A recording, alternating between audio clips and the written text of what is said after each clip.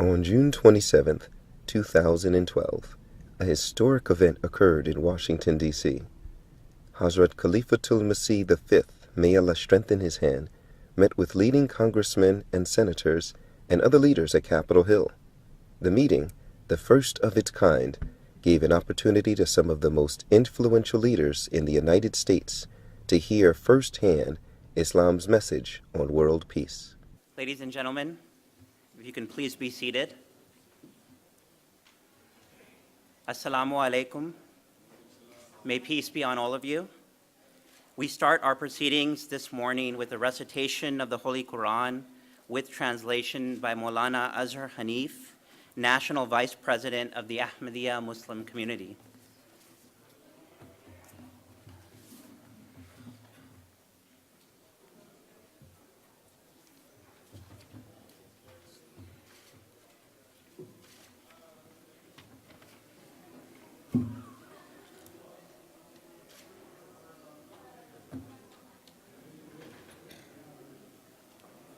أعوذ بالله من الشيطان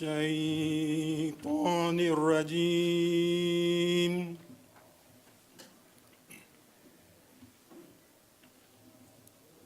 بسم الله الرحمن الرحيم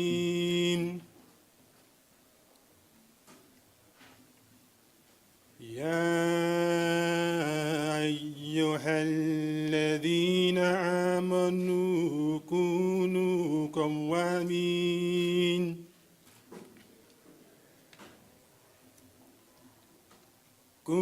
قوامين لله شهداء بالقسط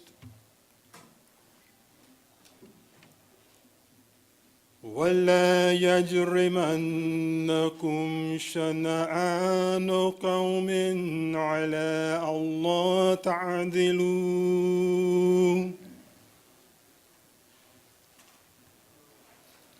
اعدلوا هو أقرب للتقوى واتقوا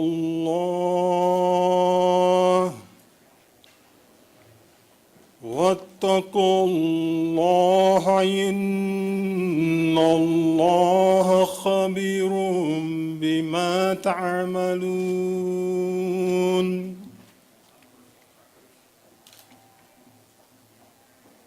The verse of the Holy Quran, which I have just recited, is from chapter number 5, verse number 9, Surah Al-Ma'idah. The translation of this verse is as follows. O ye who believe, be steadfast in the cause of Allah, bearing witness in equity, and let not a people's enmity incite you to act otherwise than with justice. Be always just. That is nearer to righteousness. And fear Allah. Surely Allah is aware of what you do.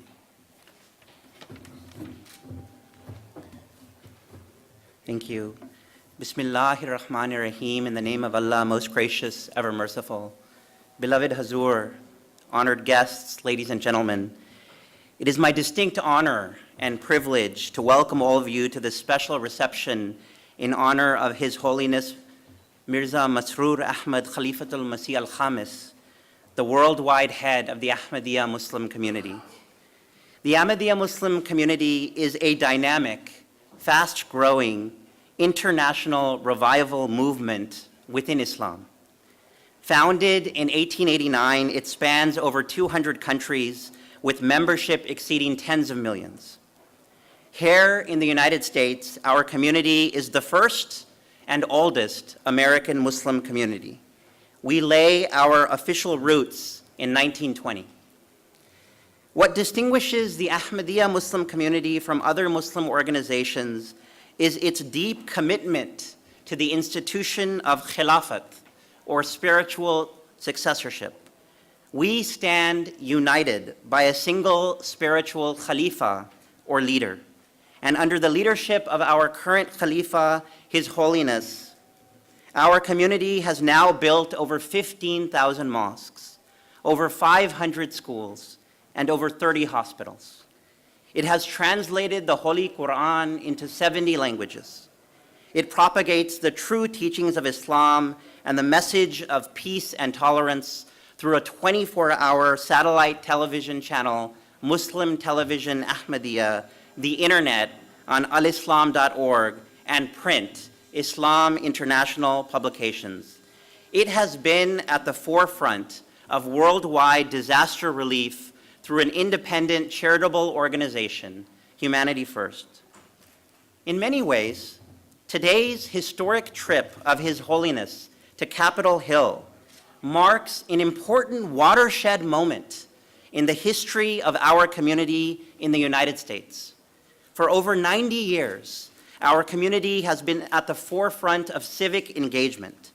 Our Ahmadi Muslim leaders have corresponded with US presidents ranging from Herbert Hoover to Franklin Roosevelt to Gerald Ford to Barack Obama. We have opened the first Muslim mosque in Washington, D.C. in 1950, and we have published the longest-running American Muslim periodical, The Muslim Sunrise. Indeed, under the guidance of its spiritual leaders, the Ahmadiyya Muslim community has had and continues to have a significant impact on American Islamic relations. For today's event, we are delighted to welcome a broad array of dignitaries. This includes members of the United States Congress, both the House and the Senate, members of the Diplomatic Corps, representatives from the White House, the US State Department, members of uniformed services, state and local elected officials, thought leaders, faith leaders, NGO leaders, think tank leaders, and professors. I also want to express the Ahmadiyya Muslim community's appreciation to the Tom Lantos Human Rights Commission and the US Commission on International Religious Freedom for their support. We truly hope you enjoy today's program. And with that brief introduction, let me now invite the Honorable US Senator Robert Casey of Pennsylvania to take the podium to share his remarks.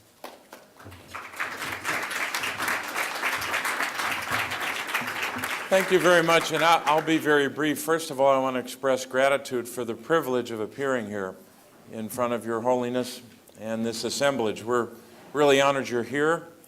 I was saying earlier that you brought the House and the Senate together. We should have you here more often, and we're grateful. Let me say how much I appreciate as well the opportunity to be here with the Ahmadiyya Muslim community here in the United States, and to be with members of the House of Representatives who have us here today. And I'll be very brief. I have to introduce two candidates for judge that we've been working on, and they have to be confirmed, and if we don't get them through the committee today, we'll be in big trouble in terms of timing. So I want to apologize for leaving early. But Your Holiness, I want to thank you for your great leadership, the example and the demonstrated commitment that you've shown to tolerance and to justice and to peace. And as a Pennsylvanian, and we're especially grateful that you'll be visiting Pennsylvania as part of your trip, but as a Pennsylvania U.S. Senator, I can't help but think of my own history, or the history of our state, and the example of William Penn. When he came across the ocean in the 1600s, he came to found what he called a tolerance settlement, a place where religious freedom and diversity could be not just celebrated, but be part of the fabric of what was then just a territory, and now it's become a commonwealth, a state. And we're grateful for that inspiration. And today, on this day, we draw inspiration from you, from your work, and from your followers, not only here in the United States, but the world over. God bless you, and thank you.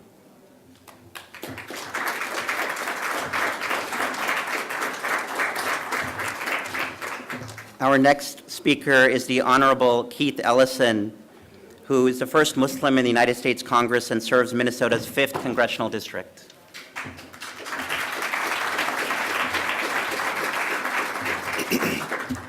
Assalamu alaikum, everyone. That means just peace be unto you. It's the same thing that Jesus might say if he were here with us today.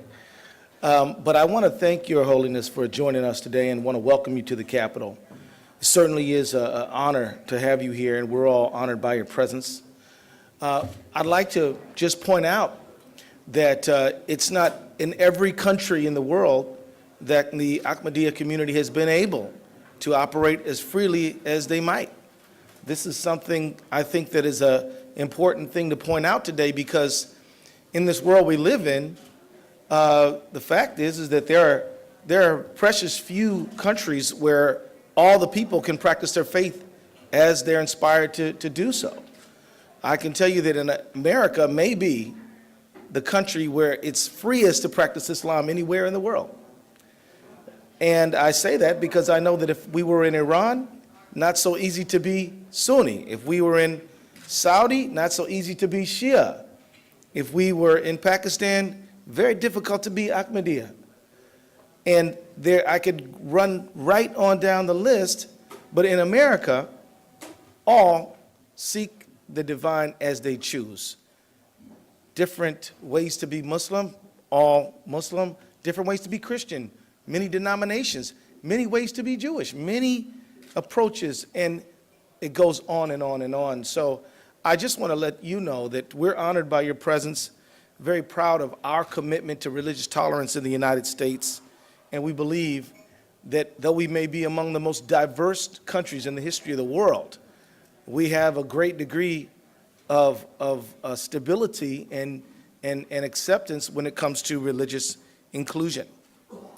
I also want to thank you, Your Holiness, again, because under your leadership and inspiration, the Ahmadiyya community has been a true blessing to its neighbors here in the United States. It was only a few months ago that I sat down in the Cannon building and rolled up my sleeve so that I could give some blood, and I know many of my colleagues did the same thing, in a program called Muslims for Life. And this was a blood drive on September 11th that the Ahmadiyya community sponsored. But it's not only that. The community has been building schools, been being a true asset to the community here in the United States.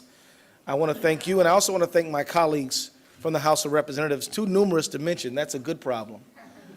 But I think that by our strong presence here today, what we're saying to you is we value religious diversity, we value the Ahmadiyya community, and we value your leadership. Thank you very much. Thank you, Congressman Ellison. Our next speaker is the Honorable Brad Sherman, one of our event hosts and representative of California's 27th District. I invite him to the podium.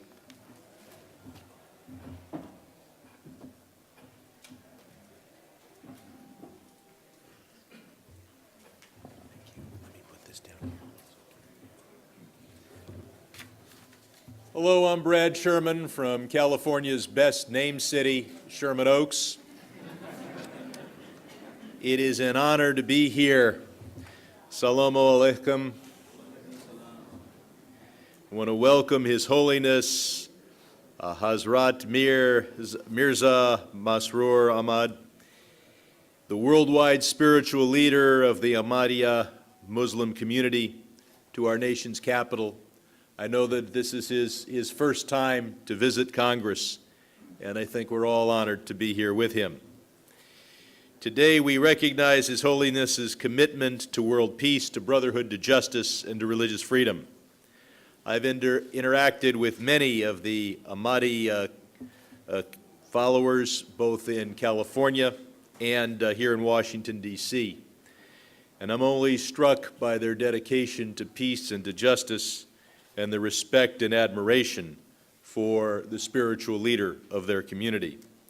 And I'm pleased to join with so many leaders in the House of Representatives in introducing a resolution today on the House floor to recognize His Holiness's visit to the United States. It's a pleasure to be with Katrina Lantos Sweat, who I've worked with for such a long time, and I had the honor to work with her father, Tom Lantos, and I know how proud he would be of her leadership, not only of the Tom Lantos Human Rights Commission, but also the U.S. Commission on International Religious Freedom. And I'd like to acknowledge and thank two of my friends from Los Angeles, Dr. Asif Mahmoud, who's been such an energetic leader of the community in Los Angeles and has worked so hard to make this event a success, and also, of course, Kareem Ahmed for all of his community activities and his work on today's event. The Ahmadiyya community was, I'm told, founded scarcely more than 100 years ago in 1889. It has grown to have tens of thousands of adherents here in the United States and tens of millions around the world.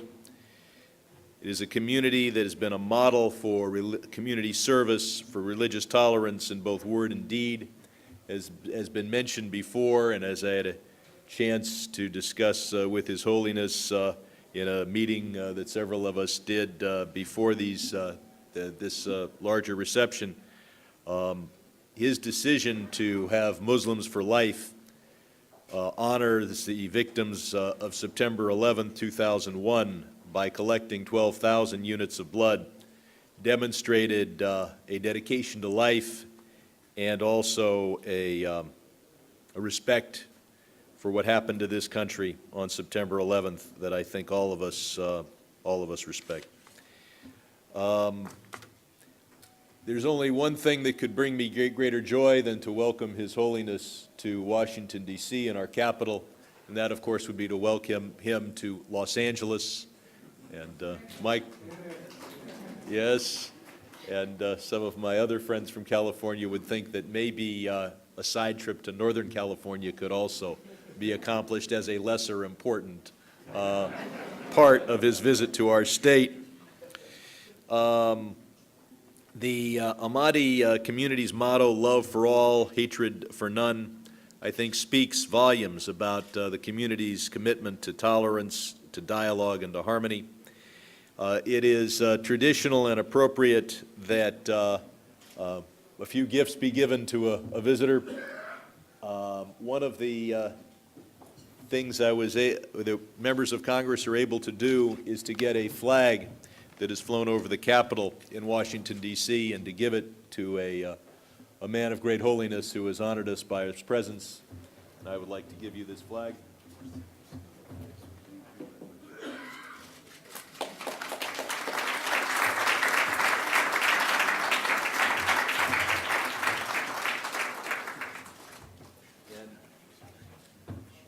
Not everybody here in Washington trusts what I say.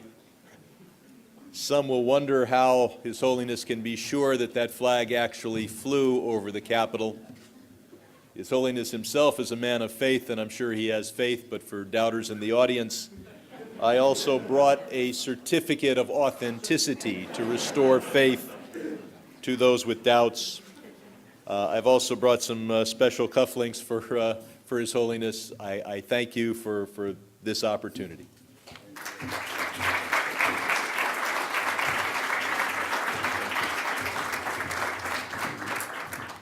Our next speaker is the Honorable Dr. Katrina Lantos Sweat, Chairperson of the U.S. Commission for International Religious Freedom. I invite her to the podium to share her remarks.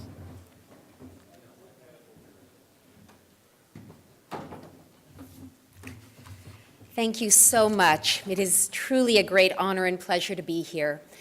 I have to say that there's a particular sense of blessing that seems to rest on this brimming room today, and I'm sure that that's due in part to the wonderful spirit of goodwill, the warm hearts, and the sense of optimism and love of the participants. But Your Holiness, it is undoubtedly a reflection of the blessing that you bring to this capital, and so we are so honored and so grateful to have you here. Speaking for all my USERF colleagues, and I want to recognize my very distinguished colleague, Aziza Al-Hibri, who serves with me on USERF, I am delighted to join members of Congress, His Holiness, and our gracious Ahmadiyya hosts here in our nation's capital. Soon you will hear His Holiness speak about his vision of peace and freedom among peoples and nations. This has been the Ahmadiyya message since its founding in 1889, well over a century ago. Indeed, when it comes to freedom of religion, there is unmistakable evidence that without freedom, there can be no peace. Nations which fail to protect the right to religious freedom fail to achieve peace within their own borders. All too often, they experience hatred and strife, violence and instability. In many of these countries, people have almost no idea what it's like to feel safe, secure, and truly free to live out their beliefs in peace as their conscience leads. Today, nearly 70% of the world's people live in such nations. This includes millions of members of the Ahmadiyya community. Since 1974, Pakistan's constitution has labeled all Ahmadiyya non-Muslims. For more than a quarter century, Pakistan's government has barred the community from calling its own worship centers mosques, from publicly uttering the traditional Islamic greeting, or quoting from the Quran, and from displaying Islam's basic affirmation. Throughout Pakistan, Ahmadiyya are prohibited from sharing their faith with others, or publishing or disseminating their own material.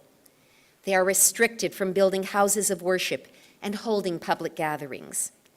And since they must register as non-Muslims to vote, Ahmadiyya, who insist they are Muslims, as they surely are effectively disenfranchised.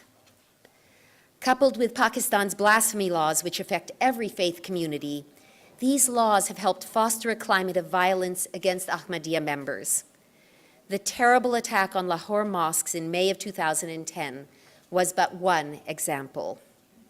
But sadly, Pakistan isn't the only country which violates the freedom of religion for Ahmadiyya.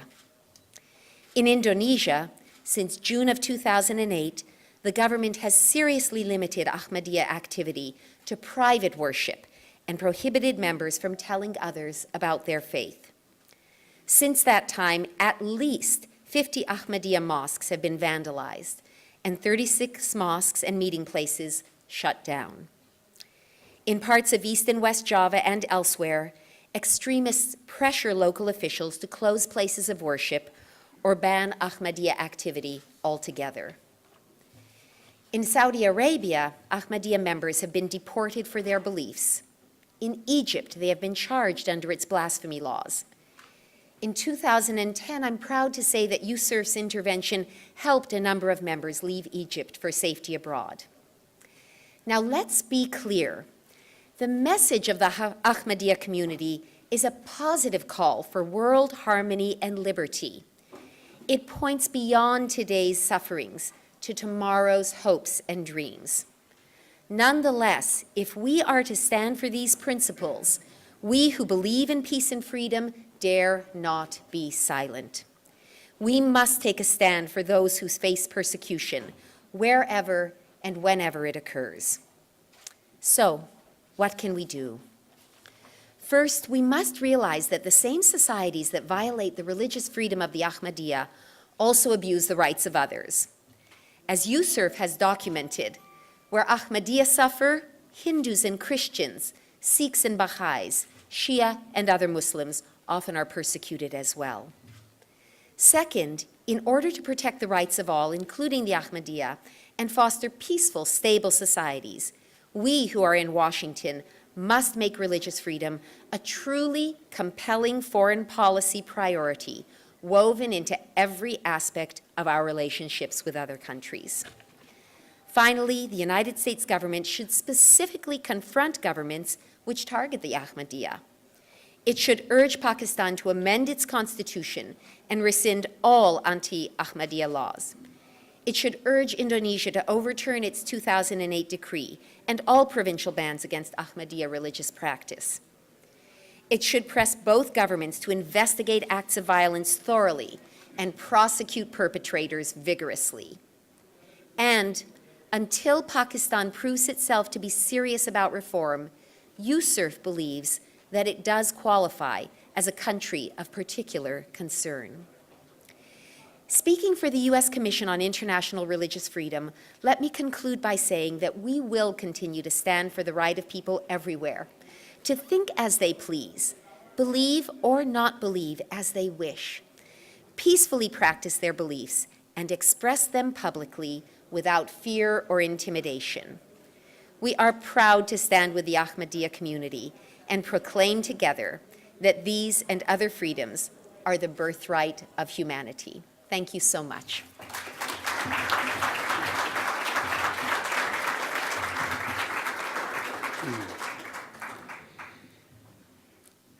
Our next speaker is the Honorable Frank Wolf, who is a representative of Virginia's 10th District and also co-chairman of the Tom Lantos Human Rights Commission. I invite him to the podium to share his remarks.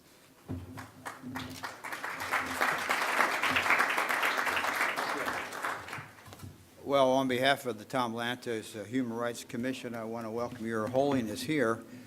And I want to thank the Ahmadiyya community, particularly here in the United States, but around the world. We know, and I think Ms. Katrina Sweat-Lantos explained the degree of difficulties that the Ahmadiyyas have had. We've seen the pictures of the mosque where they were killed in Pakistan.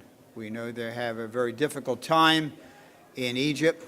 They have a very difficult time in other countries. I want to particularly thank the community, the Ahmadiyya community, for supporting the bill that I have that passed the House overwhelmingly, 400 and some to about 20, that sets up a special envoy to advocate for religious minorities in the Middle East. That bill passed, and it passed with the support of the Ahmadiyya community here. And lastly, to welcome His Holiness here and to thank the community and to thank you for the strong support the Ahmadiyya community has given to this, but also not only given to this special envoy bill, but has always been there. Every time there's a group advocating for human rights and religious freedom, the Ahmadiyya community has always been there, and I thank you and welcome you. I wanted to welcome the Democratic leader of the House of Representatives, the Honorable Nancy Pelosi, invite her to the stage.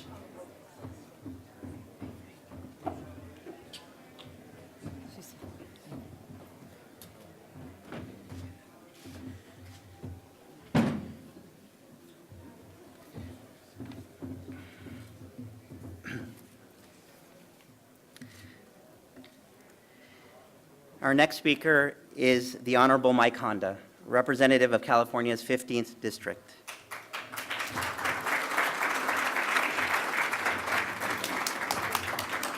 Assalamu alaikum. I want to welcome His Holiness to Washington, D.C. and thank you for visiting us. And last night I had the honor to meet His Holiness at the Ahmadiyya Muslim Community Mosque in Maryland. It was a wonderful conversation that we had about the power of education, the role of peace, and the diplomacy of the U.S. foreign policy in promoting a peaceful and patriotic Islam. And I just want to mention how proud we are to have Keith Ellison, our first Muslim American, representing his state and his district in the most diplomatic and powerful way that I think that we would all like to see all of our members do. And he's no stranger to criticisms or misinformation, but he's very adept at handling it all and turning it around to his own advantage. And I just want to let His Holiness know that we have a voice with him and with Congressman Andre Carson. And this is the history and this is the promise of this country, that all can participate in this wonderful government. And there are millions of Ahmadi Muslims that are part of the great American fabric.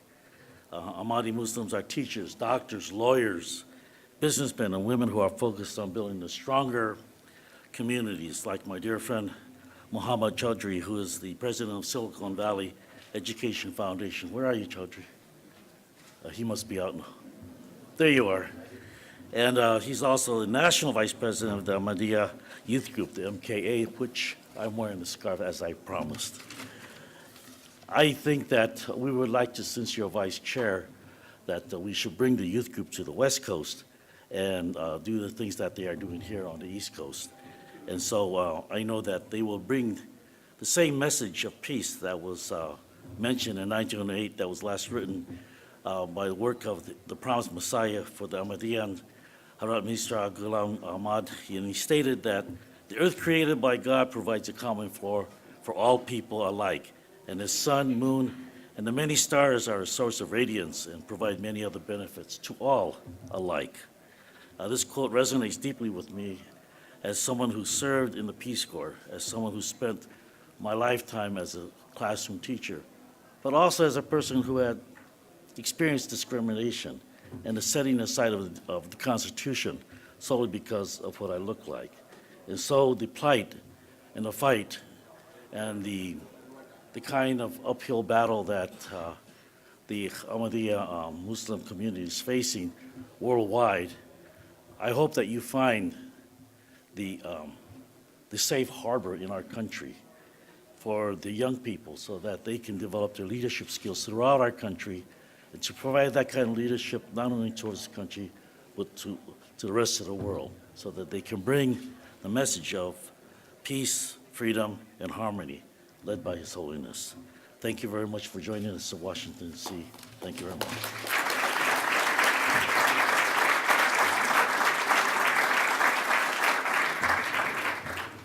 Thank you. Before proceeding to the special presentation of a resolution, I wanted to acknowledge the presence of many members of Congress who are here.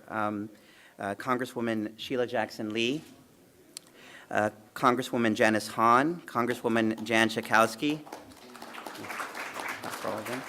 Congresswoman Jackie Spear, Congresswoman Zoe Lofgren, Congressman Gary Peters, Congressman Howard Berman,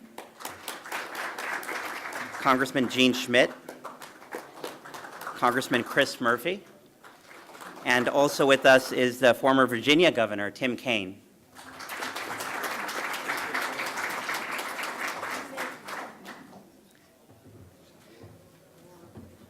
I almost forgot. I have it here written, and the Honorable Laura Richardson as well. Thank you so much, all of you, for coming, and there's many others as well.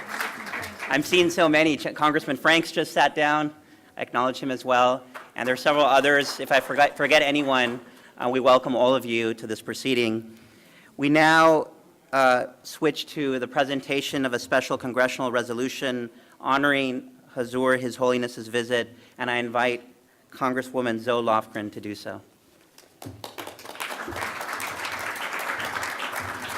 Well, thank you so much. It's wonderful to be here, and I'm pleased to welcome His Holiness on this historic visit to the United States. I'm introducing an official House resolution today welcoming His Holiness. Very large numbers of my colleagues have co-sponsored this resolution, including, I think, all of the members of Congress who are here with us this morning.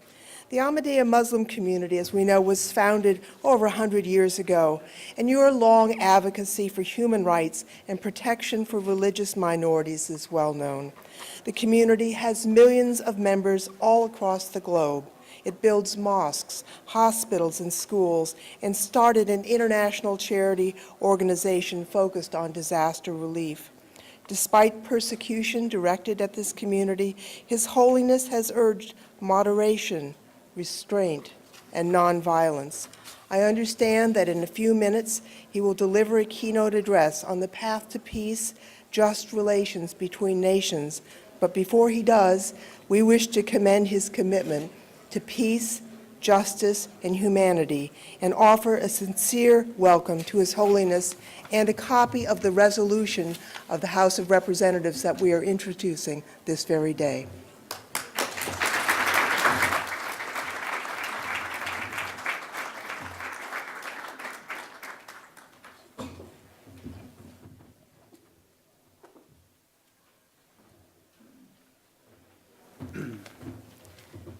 Also wanted to acknowledge several other members of Congress who have come here, Representative Judy Chu, and also we have several other members who came earlier, Congressman Ted Poe, Senator Cornyn, several members of Congress who are still to come as well.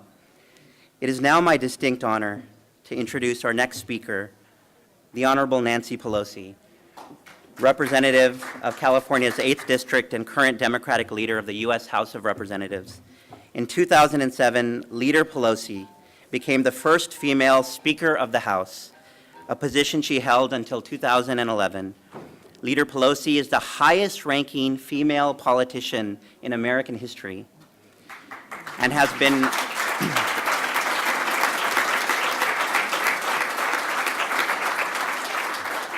and she has been described as, quote, an extraordinary leader for the American people by our President Barack Obama. I invite Leader Pelosi to the podium to share her remarks.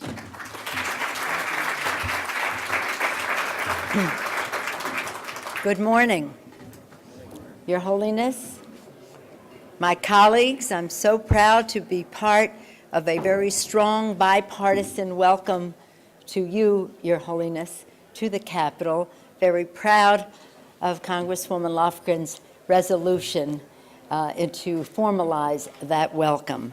I thank Abjan Khan, the National Director of Public Affairs, where'd you go? There, for your leadership and your kind introduction. Dr. Zafar, welcome to you as well.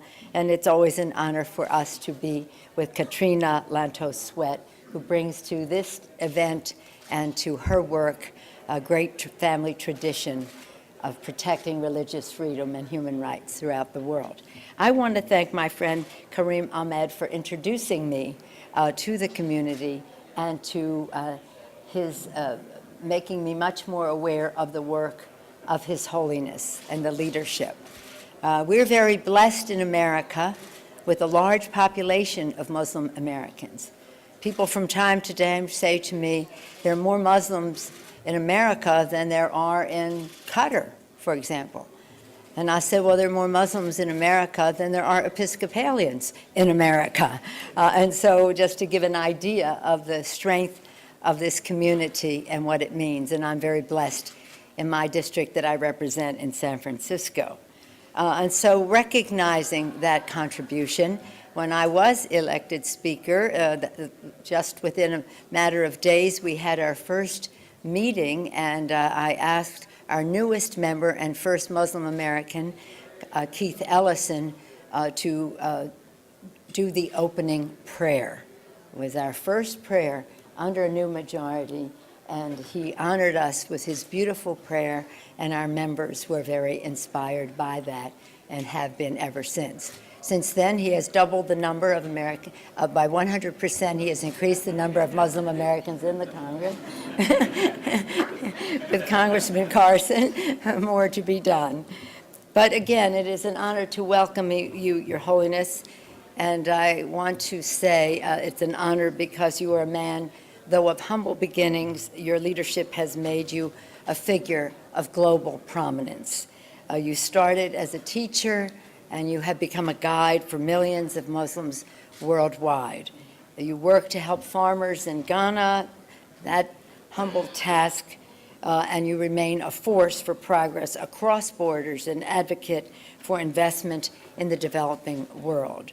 You have been persecuted for your beliefs, jailed for your faith, and exiled from your homeland, but you refuse to turn to bitterness or vengeance, and that is a very important lesson. Instead, His Holiness has emerged as a leader of wisdom and compassion, a champion of nonviolence among nations, and respect among faiths. His Holiness and this community have had the courage to condemn terrorism no matter where or who perpetrates it, not simply because you were victims of violence yourselves, but because terror is wrong wherever and whenever it occurs. You have spoken out against violence of intolerance, even among fellow Muslims, not only because you have endured persecution firsthand, but because calling for the destruction of churches and synagogues or other houses of worship is a violation of basic human rights. You have taken your campaign for understanding across our country, and thank you for doing that. Serving as voices for moderation and the drive for peace, this community has done that. You have demonstrated clear and unwavering the community here. And as I say, my introduction has been through my friend Kareem Ahmed, but I know from him that the Ahmadiyya Muslim community has been a force demonstrating clear and unwavering loyalty to the United States. Again, promoting life in our community, blood drives, you're part of the community, and saving lives. These messages and actions reflect the strength of this community and its commitment to our common humanity. And you do this not because all of the people, Your Holiness, the Ahmadiyya community does this not because all of the people that you serve are Muslim. You do this because you are Muslim, and that is your value system.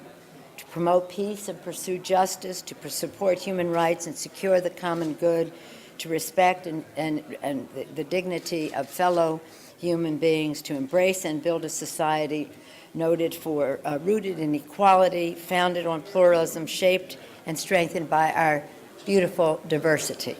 These principles rest at the core of American life and success. They are critical, unbreakable threads in the fabric of American history and progress. Together, by striving to live up to those values, we can strive to realize the hopes of His Holiness, that the peace of the world comes to be established before our very eyes. As we greet you on Capitol Hill, we take heed of your clarion call to action, that, quote, we must all endeavor to spread love, affection, and a sense of community. From the halls of Congress to the neighborhoods across our country to communities around the globe, we must all remain dedicated to the mission of peace and to the cause of justice. We must strengthen our nation and our world through love and understanding. Thank you. Thank you for your leadership role, for your being such a visionary, such an inspiration.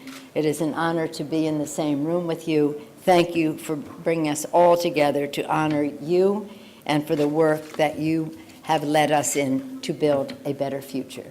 Thank you, Your Holiness. Thank you, Your Holiness.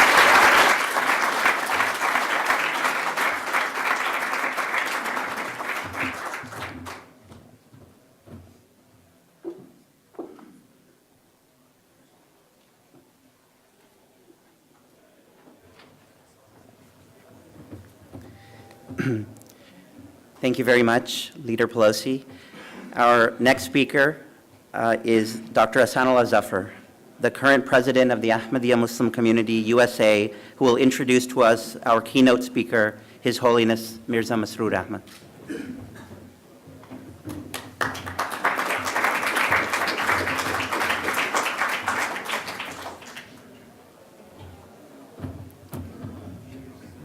A'udhu billahi minash shaitanir rajim. Bismillahir rahmanir rahim.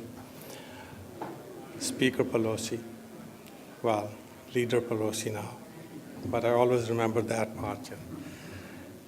Members of the Senate and Congress, distinguished guests, ladies and gentlemen, I'm going to pass the podium on to Hadhrat Mirza Masroor Ahmad, who is the fifth caliph or successor of the Messiah, Mirza Ghulam Ahmad Qadiani alayhi salam, as was mentioned, from about 1889 when he declared his claim. We are a worldwide community in almost 200 countries in the world. Our numbers are small, our resources are limited, but it is the grace which is brought by his leadership that we are able to do things in a much larger scale and a much more effective fashion than would happen otherwise. The message that we carry is that if you are being hurt, do not respond with hurt, respond with prayers, respond with persuasion, and we have demonstrated, again, under his guidance throughout the world, especially in Pakistan, where most of the Ahmadis who are here, they came from.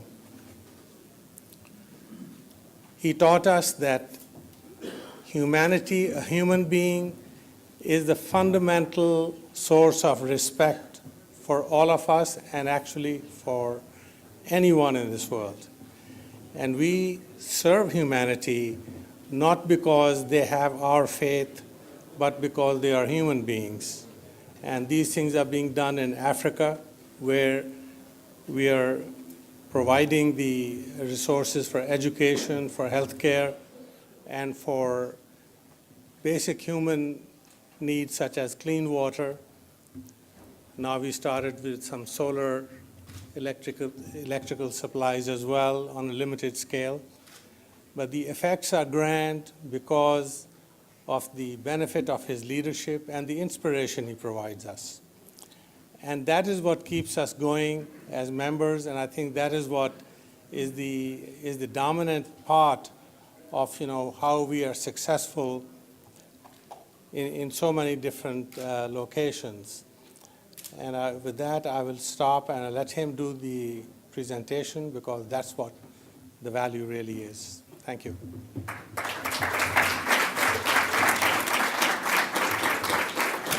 Hadhrat Mirza Masroor Ahmad, Khalifatul Masih al-Khamis.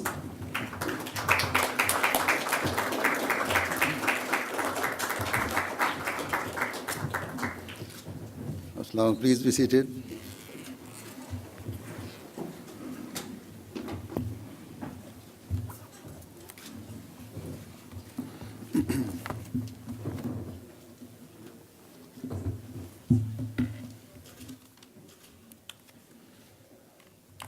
Bismillahirrahmanirrahim.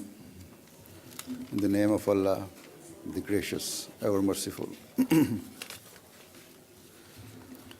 All distinguished guests, Assalamu alaikum wa rahmatullah wa barakatuh. Peace and blessing of Allah be upon you all.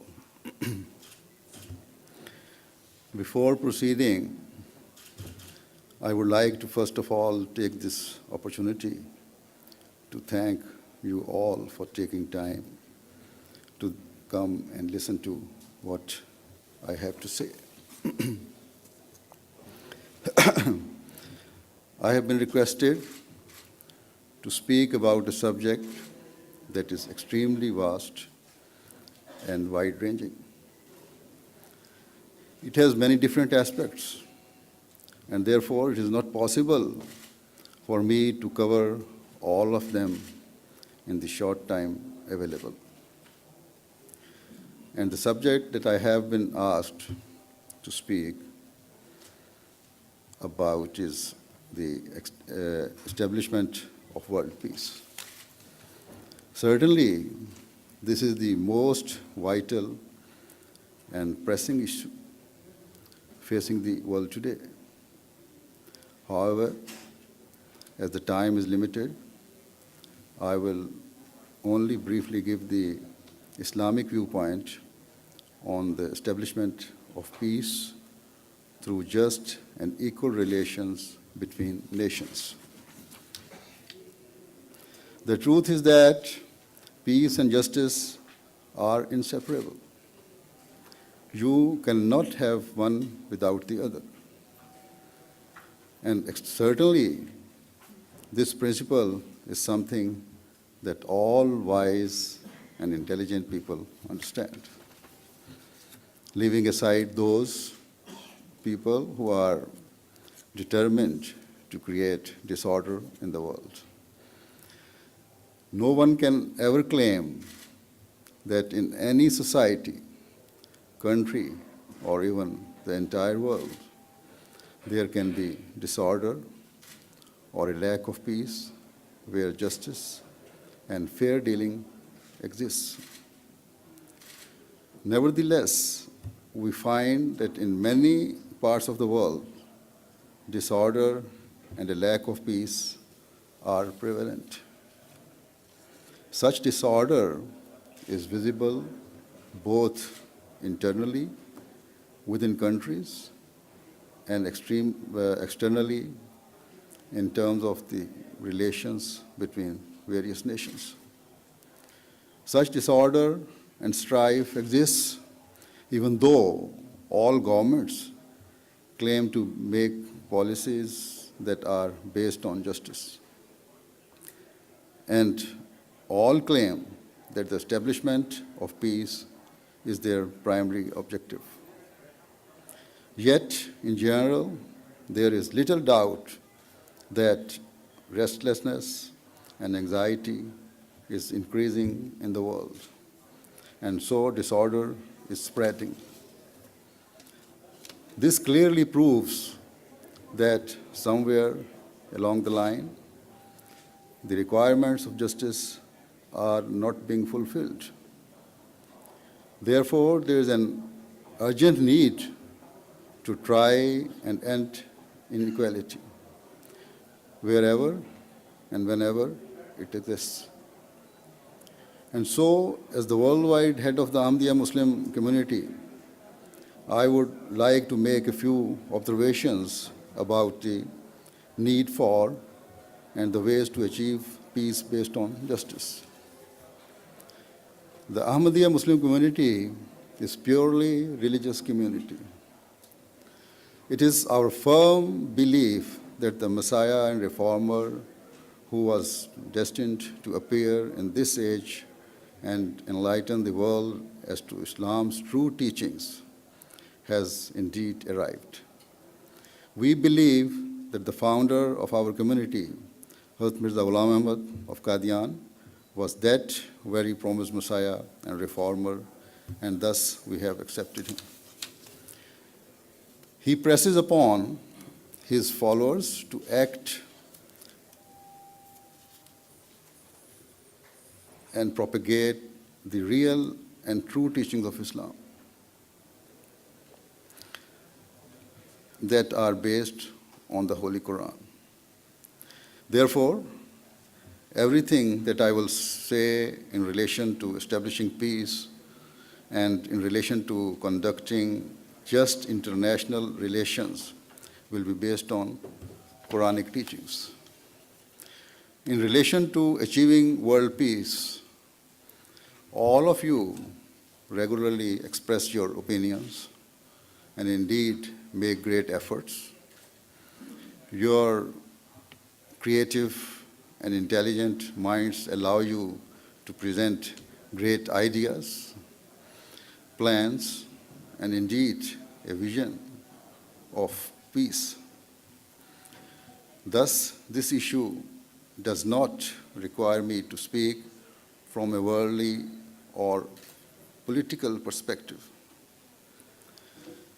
But instead, my entire focus will be on how to establish peace based on religion. And for this purpose, I shall, as I have earlier said, present some very important guidelines based on the teachings of the Holy Quran. It is important to always remember that human knowledge and intellect is not perfect, but is in fact limited.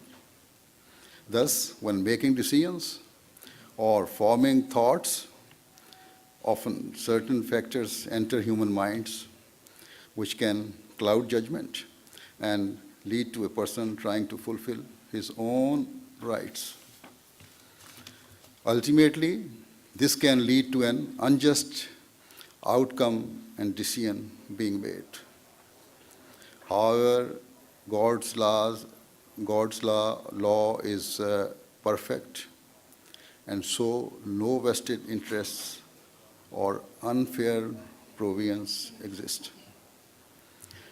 This is because God only desires for the good and betterment of his creation.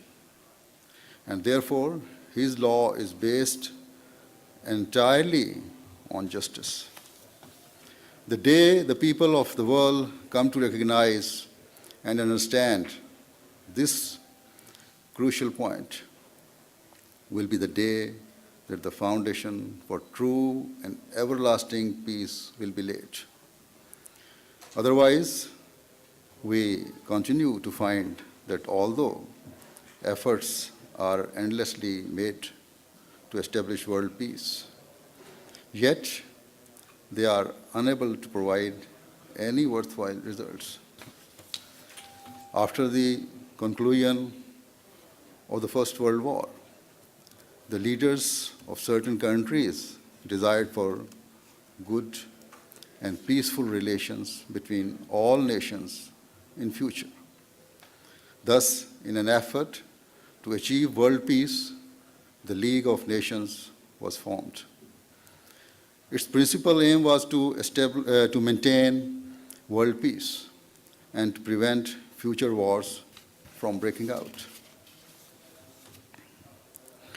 Unfortunately, the rules of the League and resolutions it passed had certain flaws and weaknesses, and so they did not properly protect the rights of all peoples and all nations equally. Hence, as a result of the inequalities that existed, long-term peace could not prevail. The efforts of League failed, and this led directly to World War II. We are all aware of the unparalleled destruction and devastation that ensued, where around 75 million people globally lost their lives, many of whom were innocent civilians. That war should have been more than enough to open the eyes of the world.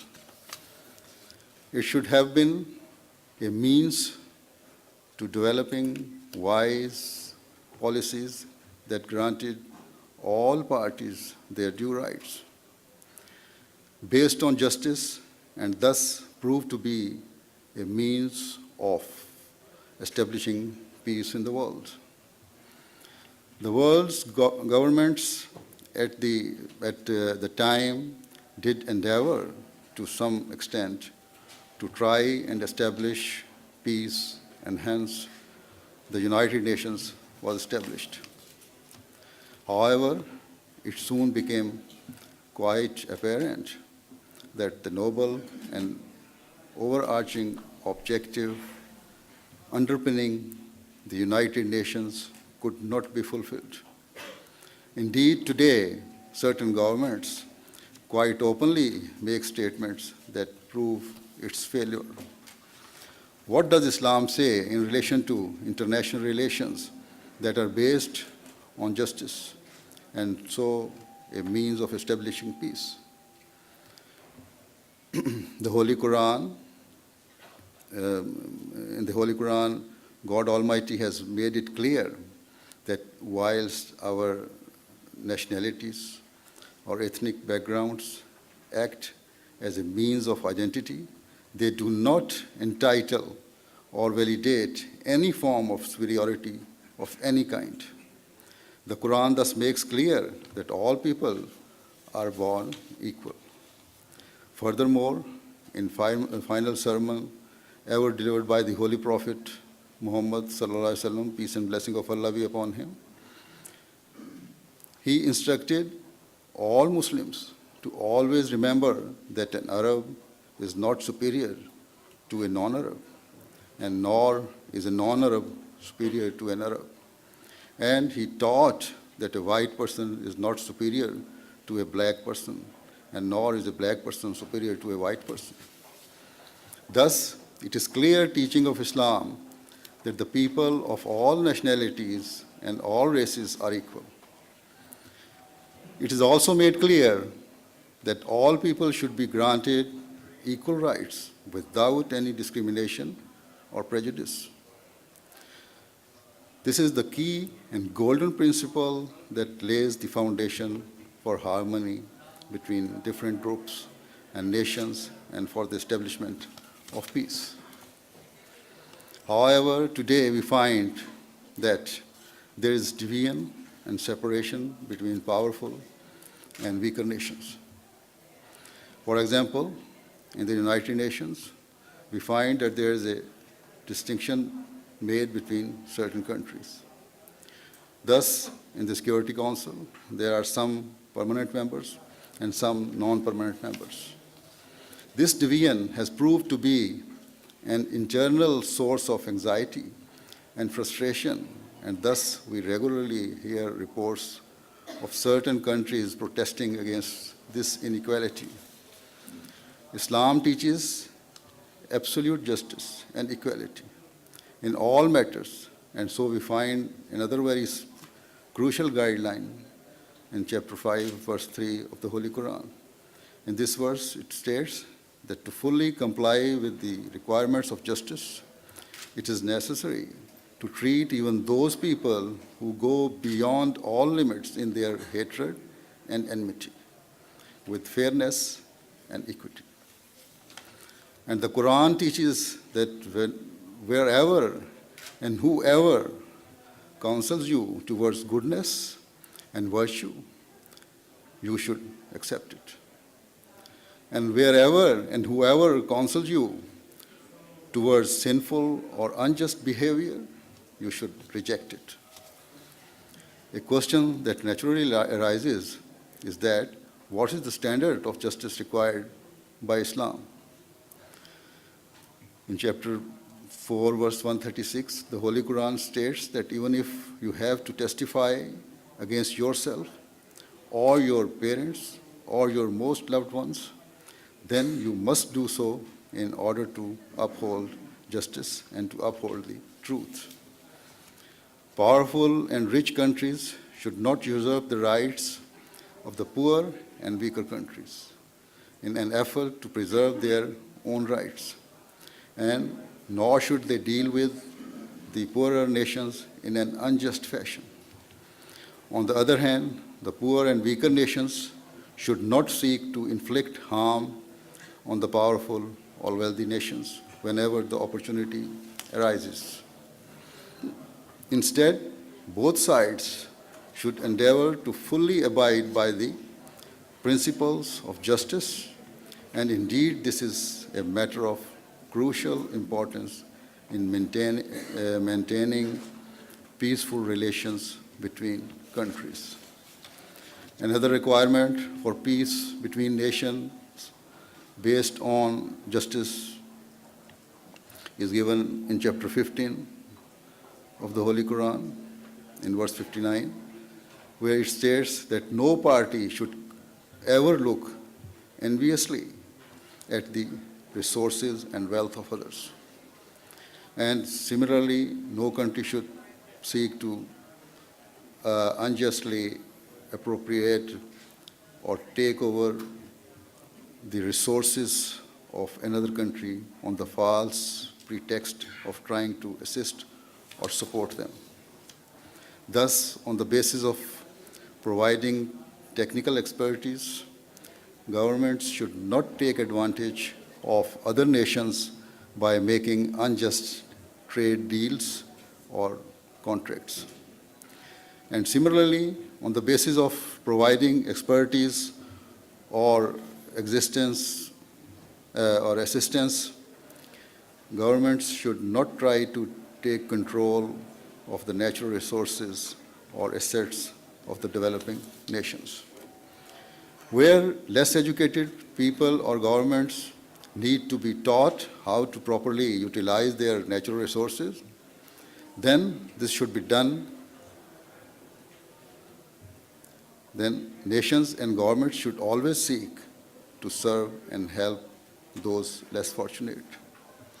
However, such service should not be rendered with an aim of achieving national or political benefits or as a means to fulfill vested interests.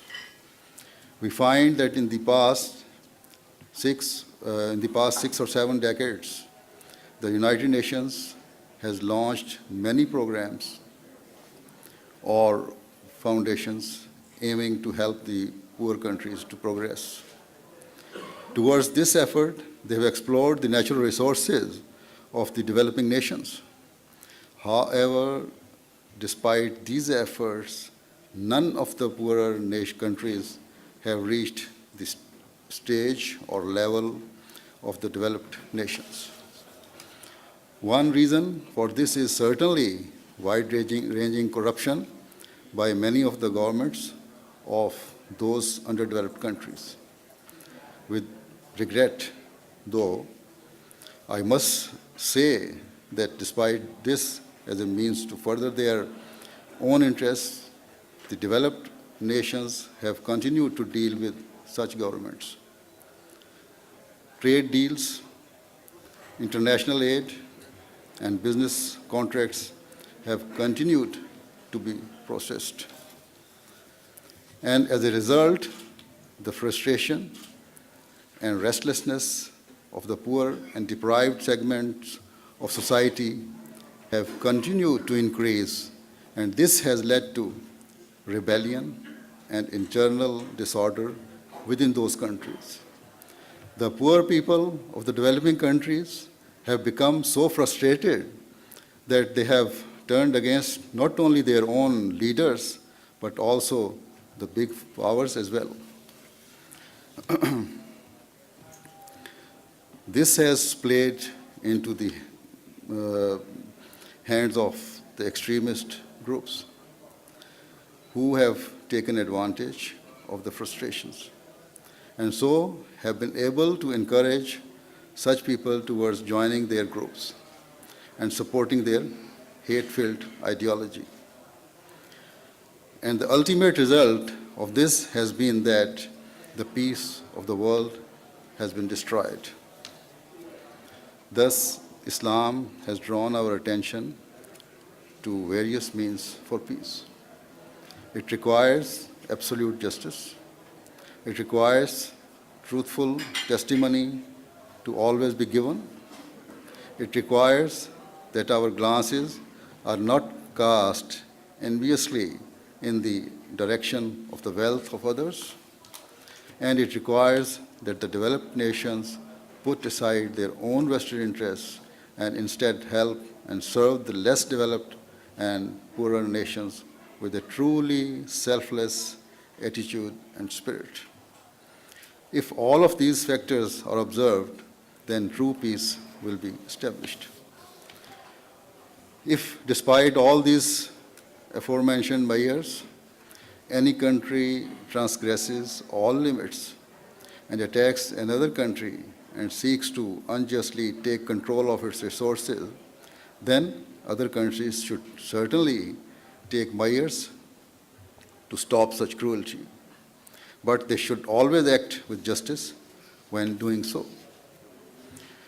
The circumstances for taking action based on Islamic teachings are detailed in the Holy Quran in chapter 49, where it says, it teaches that where two nations are in dispute and this leads to war, then other governments should strongly counsel them towards dialogue and diplomacy so that they can come to an agreement and reconciliation on the basis of a negotiated settlement.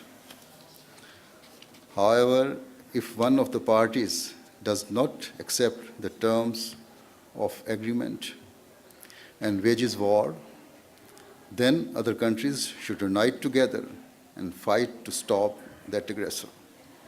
When the aggressive nation is defeated and he agrees to mutual negotiation, then all parties should work together an agreement, should work towards an agreement which leads to long-standing peace and reconciliation.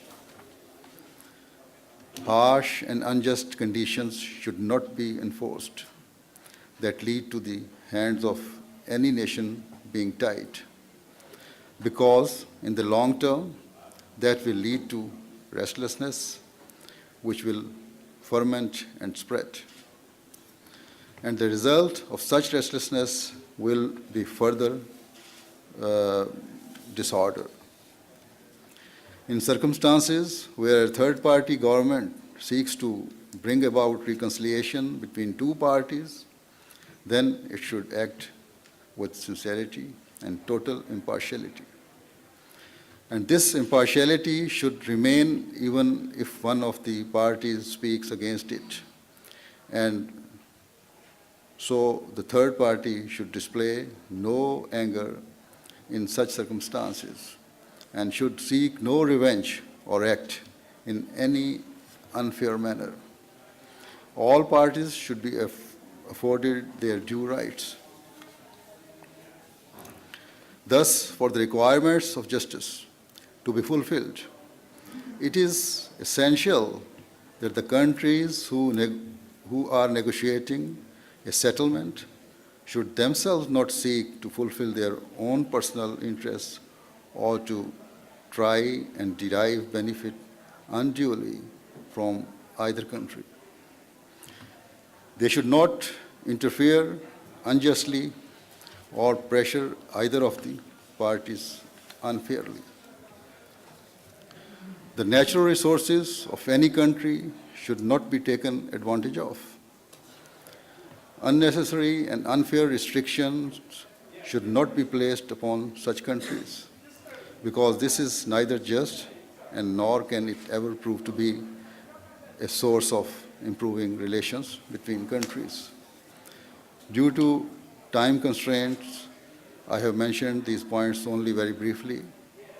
In short, if we desire peace to be established in the world, then we must leave aside our personal and national interests for the greater good, and instead we must establish mutual relations that are based entirely on justice.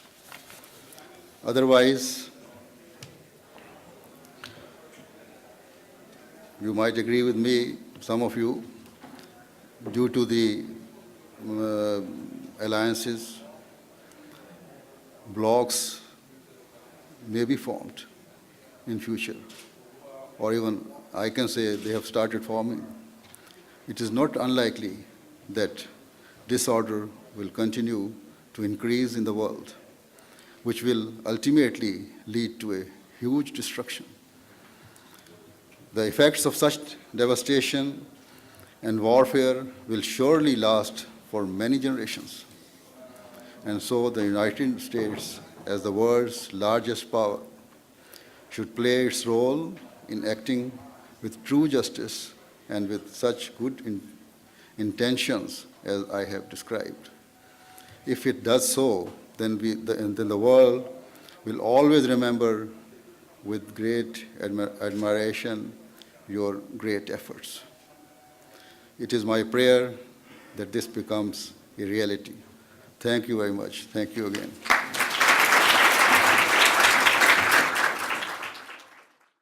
According to our tradition, at the end of the function, we normally do silent prayer. So I will do the silent prayer. The Ahmadis will follow me, and all of you, our guests, can pray in their own way. Please, silent prayer.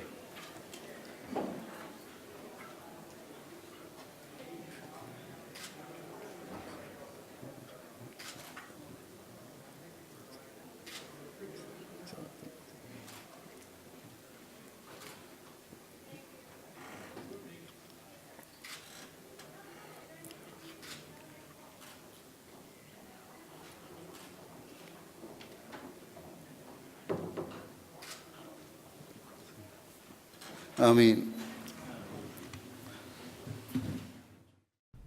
After the event, a special guided tour of Capitol Hill was provided. Concluding this extraordinary day was a resolution introduced in Congress and sponsored by 19 congressional leaders, highlighting Hazur's visit to the halls of Congress and recognizing his commitment to peace.